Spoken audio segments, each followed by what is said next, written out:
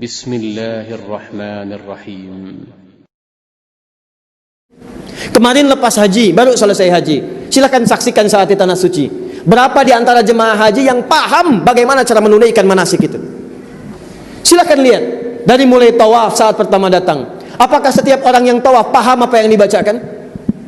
Saya kasih sederhana saja informasi ya. Doa tawaf itu yang dianjurkan cuma 2, yang lainnya bebas. Yang 2 ini bacaannya oleh ulama kita terdahulu sudah ditanamkan. Bahkan anak kecil pun belum haji sudah paham bacaan ini. Cuma 2. Dari Hajar Aswad ke makam Ibrahim, subhanallah walhamdulillah wala ilaha wallah. Dari rukun Yamani sampai dengan ke Hajar Aswad. Orang Indonesia paham betul. Saking pahamnya punya istilah sendiri yang orang Arab pun tidak mengetahuinya. Apa doanya? Rabbana atina wa fil akhirati wa qina. Doa apa itu? Oh, sapu jagat. Orang Arab enggak tahu sapu jagat. Tanyakan pada orang Arab, atadri sapu jagat? Ish. Orang kita sapu jagat, ada 2 sapu jagat. 2 sapu enggak ada jagatnya. Jagat 2 jagat enggak ada sapunya. Kita aja tuh. Baik, yang ini yang dianjurkan cuma 2, yang lainnya bebas. Bahkan ada rahasia. Saya berikan satu rahasia penting dalam Al-Quran ya. Ini diantara kita saja. Sini. Anda kalau benar mengamalkan ini, bukan sekedar diterima tawafnya, semua permohonan Anda kalau dibutuhkan dikabulkan seketika saat itu. Karena ini ada contoh sebelumnya dalam manasik. Nabi Ibrahim mencontohkan. Makanya kenapa doanya dari Hajar Aswad sampai ke makam Ibrahim? Karena ada kisah di situ. Tercantum dalam Quran surah 19 Maryam ayat 49 sampai 50. Falamma ta'zalahum wa ma ya'buduna min dunillah. Ketika Ibrahim menjauhi orang-orang yang musyrik kepada Allah Subhanahu wa taala, meninggalkan mereka, fokus kepada Allah walaupun resikonya banyak itu dilakukan, maka kami berikan kepadanya pengabulan dari doanya yang telah lama itu. Wa habna lahu Ishaq. Istrinya yang divonis oleh medis klinis gak mungkin punya keturunan karena monofus, karena mandul, gak mungkin punya keturunan. Maka kata Allah, jadi dan jadilah keturunan. Ishak terlahir. Kapan itu terlahir? Ketika Nabi Ibrahim mengundang semua resiko karena ingin mendekat kepada Allah Subhanahu wa taala. Mendekat kepada Allah bisa dengan 3 cara. Makna kalimatnya subhanallah, 2 walhamdulillah, 3 wala ilaha illallah, Allahu akbar. Subhanallah. Maaf, kalimat subhanallah diucapkan kapan? Kalau bapak ibu melihat misalnya ke Ngarai Siano, pergi ke Harau, banyak pemandangan bagus, diucapkan apa? Masya Allah. Ingat, bukan subhanallah. Kalau kalimat yang benar, Masya Allah. Kalau subhanallah, itu asalnya diucapkan pada keadaan yang bertentangan dengan sifat dan keagungan Allah. Contoh, Quran surah kedua Al-Baqarah ayat 116. Ada orang berkata, Allah punya anak ya? Wa qalu ittakhadallahu walada. Mereka berkata Allah punya anak. Subhana. Itu tidak benar. Contoh, Quran surah 17 ayat 1. Ketika Nabi di Isra Mi'rajkan, orang-orang berkata, Muhammad Tuhanmu gila ya, bisa memperjalankan hambanya dari Mekah ke Masjidil Aqsa cuma semalam, balik lagi turun ayat subhanalladzi asra. Itu enggak benar. Subhan. Tapi kalau Anda melihat yang indah-indah, yang baik-baik, maka ungkapkan dengan ma'ta'ajjub, takjub. Sya Allah, yang Allah izinkan. Lihat Ngarai Siano indahnya, Anda katakan Masya Allah. Maka ini maknanya dalam bahasa Indonesia, ya Allah, saya kagum, takjub dengan keindahan ini. Kalau bisa teruskan setiap saya datang ke sini, indah pemandangannya. Awas, para ibu sering keliru.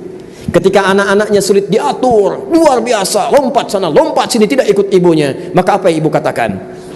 Masya Allah, sungguh indah kenakalan ini, teruskan ya Allah, teruskan. Itu ya. Awas. Nah, kembali kepada yang tadi, balikan. Awas, hati-hati, fokus, ingat baik-baik. Subhanallah walhamdulillah wala ilaha illallah. Subhanallah, menolak segala hal yang tidak disukai Allah. Kadang-kadang lupa, Allah senang Anda sholat, tapi saat sholat bersamaan dengan aktivitas dunia Anda. Apa yang disukai oleh Allah? Kalau Anda bisa meninggalkan aktivitas dunia untuk sholat, tinggalkan, tunaikan sholat. Hati-hati. Malam ada tahajud, ada bola, pilih mana? Bola atau tahajud? Halo? Hati-hati. Nah ini, kalau Anda bisa berjuang, tahajud sunnah lah, tahajud nomor 2, bola nomor 1. Ada sebagian orang katakan demikian. Begitu Anda sampaikan seperti itu, ada yang memilih tidak, tahajud nomor 1, bola bisa dilihat belakangan. Begitu Anda tutup semua itu, Anda katakan subhanallah, saya pengen sholat, saya tepikan ini. Maka naik status Anda pada saat itu, Anda akan berada pada posisi yang disebut langsung diisyaratkan dalam Al-Quran. Jika Anda bisa mengerjakan ibadah di luar rata-rata, maka Allah pun akan memberikan pada Anda pemberian yang di luar rata-rata. Nabi Ibrahim pernah melakukan itu walaupun dia dilempari, walaupun beliau dibakar, mendekat kepada Allah, maka Allah pun berikan pengabulan doa yang menurut manusia mustahil. Kata Allah, jadi. Makanya ketika Anda tawaf, kenapa baca subhanallah, walhamdulillah, wala ilaha illallah, Allahu akbar? Itu ada maknanya. Lakukan perjuangan Anda seperti Nabi Ibrahim. Ketika sampai di makam Ibrahim, silahkan bebas berdoa dengan bahasa Anda. Bebas. Dari makam Ibrahim sampai dengan rukun Yamani, minta. Boleh, silahkan pakai bahasa Padang, boleh. Orang Jawa pakai bahasa Jawa, boleh. Tak harus pakai bahasa Arab. Nanti saat dari rukun Yamani ke Hajar Aswad, kenapa kita baca Rabbana atina fid dunya hasanah? Itu oleh Allah untuk dikembalikan pada keinginan yang sesuai kebutuhan. Karena ada orang yang minta dengan keinginan tapi tidak dia butuhkan. Bagus untuk dunia, tidak untuk akhirat. Bagus untuk akhirat, tidak untuk dunia. Makanya setiap permintaan tadi dikembalikan bagus untuk dunia dan akhirat dia. Jadi sebetulnya boleh Anda tawaf Bapak Ibu sekalian dengan doa-doa tadi. Selanjutnya silahkan minta dengan bahasa masing-masing. Doa untuk keluarga, doa untuk ayah ibu, doa untuk sandai tolan, doa untuk tempat bernaung, untuk batu sangkar, untuk tanah datar, untuk Sumatera, untuk Indonesia, boleh, sah. Saya pernah punya pengalaman cerita kawan itu. Ini bagus, tapi tidak harus ditiru caranya. Walaupun memang kalimatnya benar. Ada anak muda dia. Saya tugas 2010 di Mekah. Anak muda datang dekat Ka'bah, doa dia. Benar pakai bahasa Indonesia yang dia pahami. Ya Allah, saya datang kemari untuk memohon. Saya belum punya jodoh ya Allah. Sampai saya datang ke Ka'bah untuk memohon. Mohon dekatkan jodoh itu dengan saya ya Allah. Berikan saya kesempatan untuk mendapatkan jodoh terbaik. Tiba-tiba ketika bermohon seperti itu, lewatlah perempuan di samping dekat ke Ka'bah, tinggi, putih, hidung mancung. Dia langsung berikan contoh, kayak gini ya Allah. kayak gini. Dia tunjuk perempuan tuh. Tapi Anda tahu apa yang terjadi? Pulang dia, setelah selesai dari situ, menikah Pak. Bukan dengan yang tadi. Bukan, tapi dia menikah.